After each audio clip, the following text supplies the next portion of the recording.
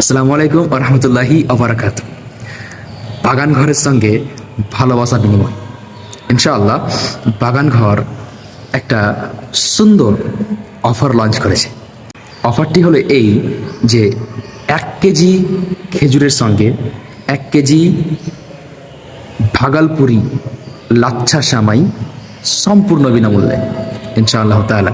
1 KG combo প্যাকে থাকছে 250 গ্রাম Ajwa খেজুর, মাবরুম এবং রাজকীয় মেডজুল, তার সঙ্গে শাহাওয়ি।